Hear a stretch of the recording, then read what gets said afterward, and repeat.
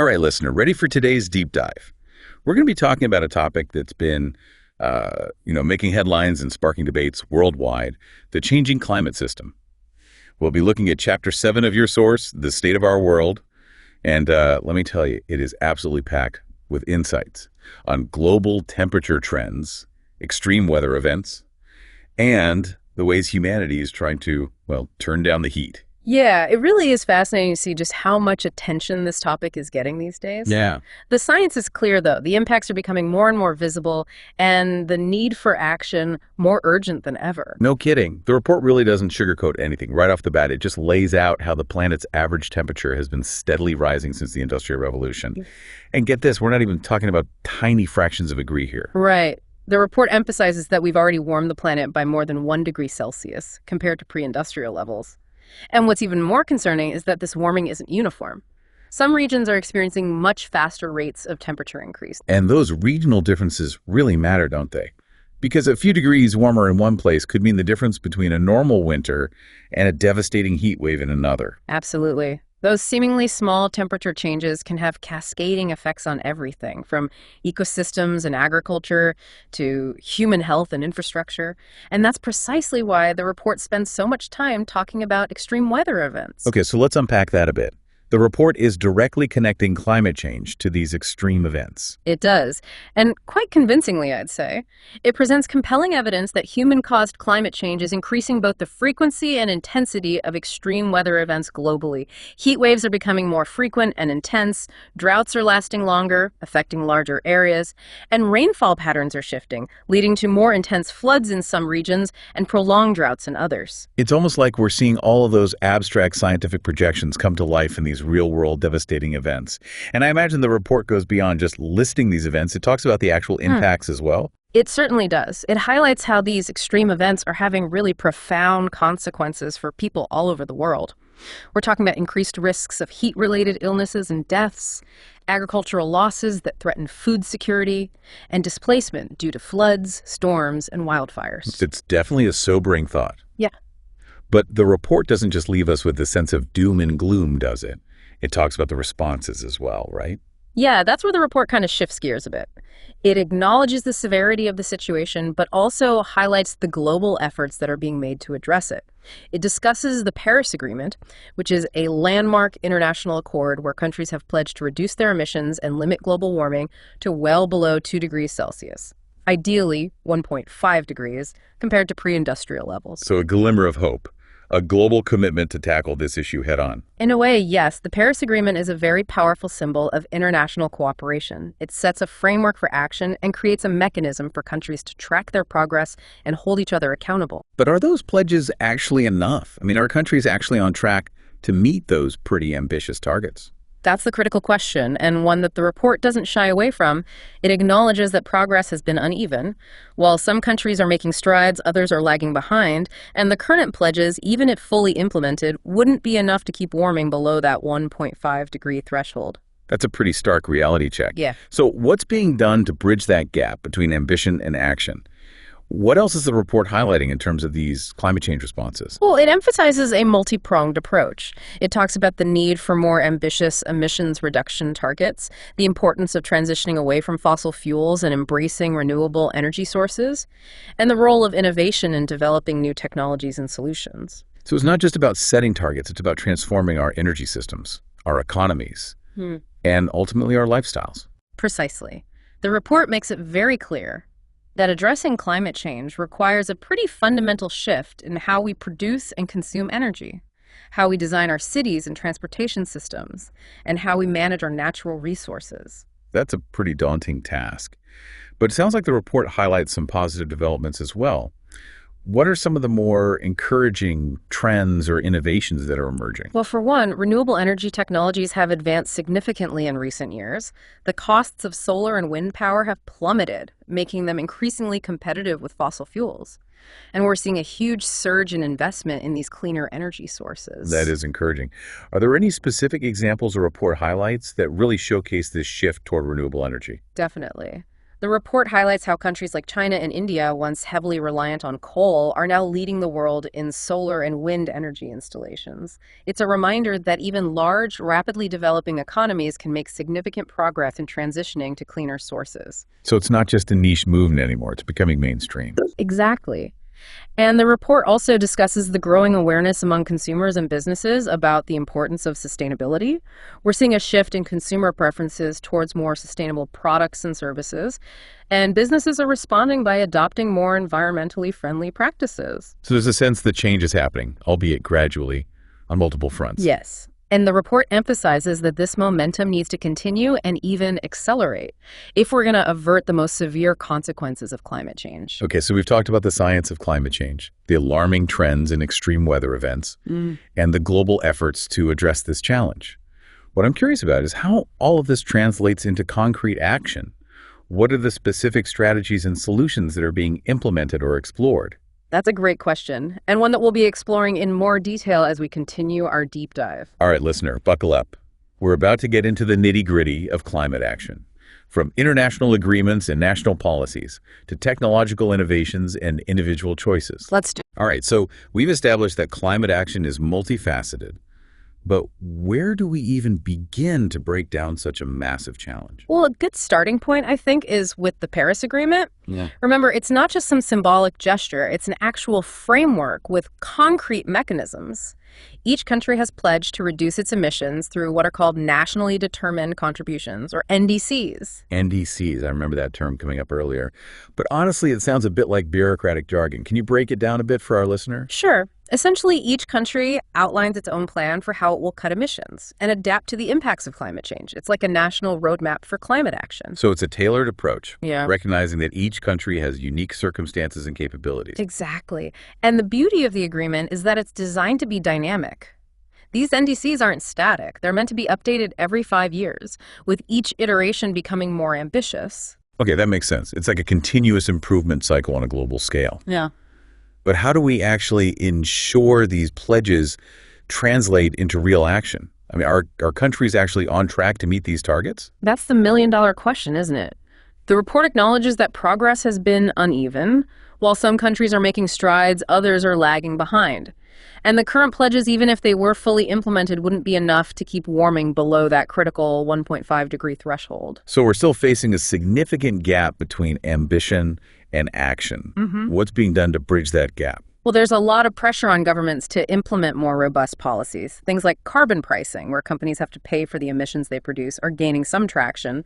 There's also a growing push to phase out those fossil fuel subsidies. There's government incentives that actually make fossil fuels artificially cheaper.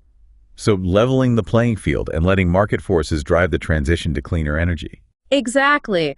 And of course, investing in renewable energy infrastructure is crucial. Building out solar farms, wind farms, modernizing those power grids to handle these intermittent sources of energy. Right, because it's not just about generating clean energy. It's about being able to store it and distribute it effectively.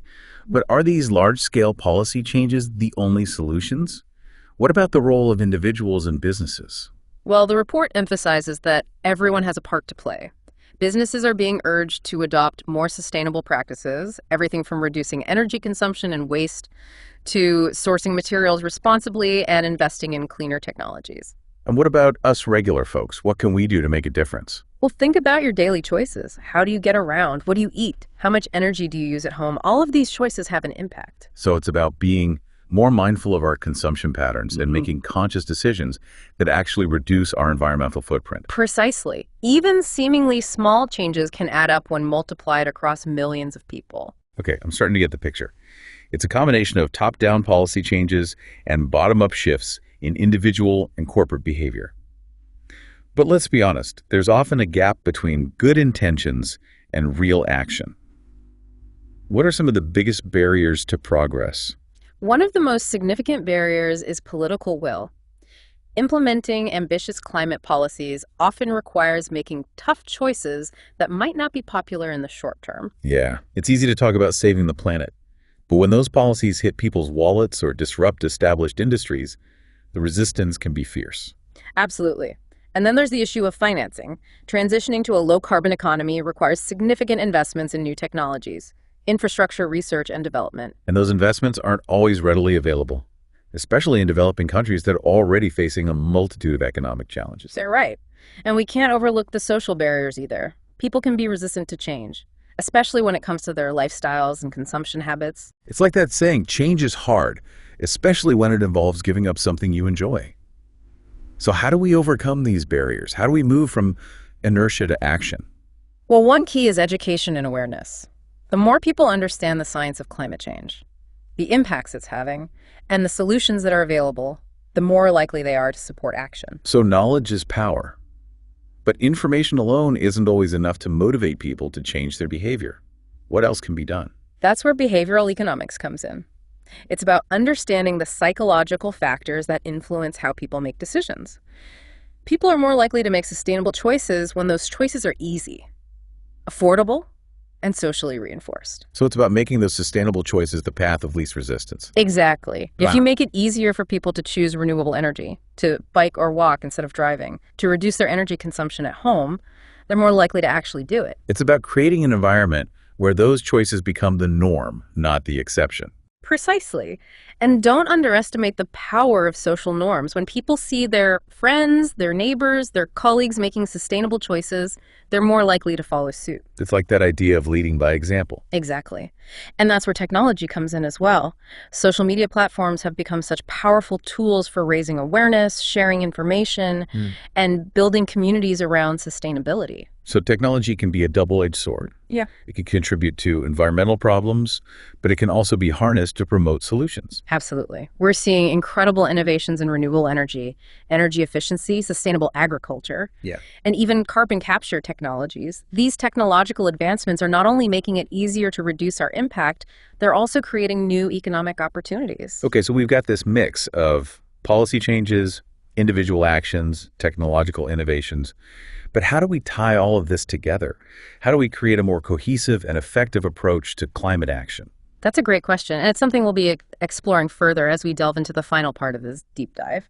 All right, listener, get ready for the grand finale. We're about to uncover the key to unlocking a more sustainable future, the power of collective action. All right, so we've talked about policies, individual choices, technological advancements. It's a lot to process. But where does the power of collective action fit into all of this? We'll think of it this way. Individual actions, they kind of create ripples. But collective action that can create waves, even tsunamis of change. Okay, I like that analogy. But how do we actually go from those individual ripples to these powerful ways of collective action? It all starts with awareness, just like we talked about earlier. When people truly understand the scale and urgency of the climate crisis, and they see that others are also concerned and taking action, it creates a sense of shared purpose, a sense that we're all in this together. So it's not just about knowing the facts, it's about feeling connected to a larger movement. Exactly. It's about recognizing that our individual choices matter, but they're amplified when we join forces with others who share our concerns and our goals. That makes sense. So where do we see this collective action taking shape? Well, look at the rise of social movements focused on climate change. People are coming together in unprecedented numbers, demanding action from governments and corporations, pushing for bolder policies and holding those in power accountable. We see those massive climate marches, the school strikes, the online campaigns. It's pretty inspiring to see people power in action. It is, and those movements are having a real impact. They're shifting public opinion, influencing policy debates, and putting pressure on businesses to adopt more sustainable practices. So it's not just about making noise, it's about creating tangible change. But these movements are often led by young people, grassroots organizations. How do we get those in positions of power, the policymakers and business leaders on board? That's where those top-down policy changes we discussed earlier come into play. Those movements create the political will that's necessary for governments to actually implement more ambitious climate policies. And those policies, in turn, create the incentives for businesses to invest in sustainable solutions. So it's a two-way street. Grassroots activism, pushing for change from the bottom up, and policy changes, creating the framework for action from the top down. Precisely. And technology plays a crucial role in this dynamic as well. It's not just about developing clean energy technologies. It's also about using technology to connect people, to amplify those voices that are demanding change, and to hold decision makers accountable. Social media has been a game changer in that regard. It's allowed these movements to spread like wildfire, mobilizing people across borders and continents. Absolutely. And technology is also empowering individuals to take action in their own lives. There are apps that help you track your carbon footprint, platforms that connect you with sustainable businesses and online communities where you can share ideas and support each other. So it's like technology is giving us the tools to be more informed, more connected, and more empowered to actually make a difference. Exactly. It's about harnessing the power of technology to drive both individual and collective action. Okay, I'm starting to see how all of these pieces fit together. Mm. But it's still a daunting challenge, right? Mm-hmm. How do we actually ensure that all of these efforts, the policies, the movements, the technologies, actually add up to the kind of transformative change we need? That's the key question, isn't it? And the report emphasizes that it ultimately comes down to collaboration, to breaking down those silos and working together across sectors and disciplines. So it's not just about governments doing their thing, businesses doing their thing, and individuals making their own choices. It's about finding ways to connect those efforts and amplify their impact. Exactly. It's about creating partnerships between governments, businesses, and civil society organizations. It's about fostering dialogue and knowledge sharing. It's about recognizing that we all have a stake in this and we need to work together to find solutions. It sounds like a massive undertaking. But is there any evidence that this kind of collaborative approach is actually working? There are some encouraging signs. The report highlights examples of cities around the world that are taking really innovative approaches to climate action, partnering with businesses and community groups to implement ambitious sustainability initiatives. So it's happening on the ground in real communities. It is. And there's a growing recognition that this isn't just about reducing emissions. It's about creating a better future for everyone.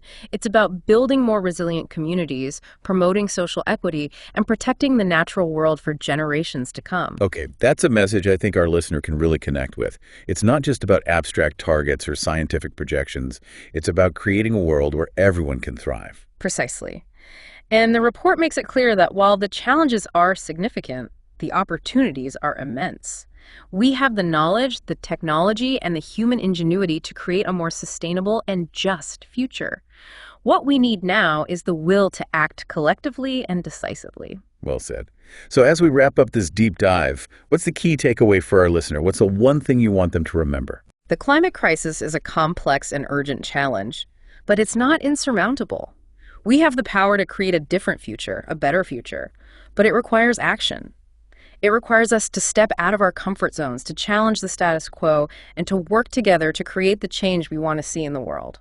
And that change starts with each of us. It starts with recognizing our own role in this, making conscious choices in our daily lives, and joining forces with others to demand action from those in power. Exactly. We have the power to turn those ripples of individual action into waves of collective change. The future is in our hands. And on that note, we've reached the end of our deep dive into the climate system. We hope you found this exploration insightful, inspiring, and perhaps even a bit empowering. Remember, even small actions can make a difference. Every choice we make, every step we take contributes to the collective effort to create a more sustainable future. That's a wrap for today's deep dive. We'll see you next time for another fascinating exploration of the state of our world.